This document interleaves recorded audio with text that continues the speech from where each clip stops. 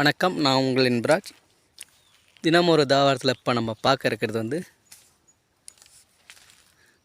முருக்கன் இலை. முருக்கன் இலையா இல்லையான்னு ஒரு சந்தேகமும் எனக்கு இருக்குது. இப்போது பாருங்கள், ஒரு பெரிய மரமாக இருக்குது.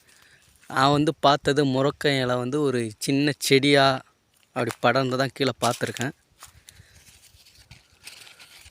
பாருங்கள், ஒரு கிளைக்கு ஒரு கொத்துக்கு 3 இலை தான் இருக்கும். இதுலேயும் அப்படி தான் இருக்குது. இந்த முருக்கை இலை என்னத்துக்கு யூஸ் பண்ணுறாங்கன்னா, அந்த காலங்களில் பார்த்திங்கன்னா ஒரு 80, 85, 90களில் பார்த்திங்கன்னா இந்த முருக்கை இலை தைய இலைன்னுவாங்க. சாப்பிட்றதுக்கு அந்த காலத்தில் படையல் போட, பந்தி வைக்க, இதுக்கெலாம் தைய இலைன்னு ஒரு இலை இந்த முருக்கை இலையை வச்சு தைப்பாங்க. அந்த இலையாக இருக்குமா இல்லையா என்னான்னு எனக்கு தெரியல கரெக்டாக. ஆனால் அந்த இலை மாதிரி தான் இருக்குது. உங்களுக்கு எதனா இந்த மரத்தை பற்றி பேர் தெரிஞ்சால் கமெண்ட் பண்ணுங்கள். நன்றி, வணக்கம்.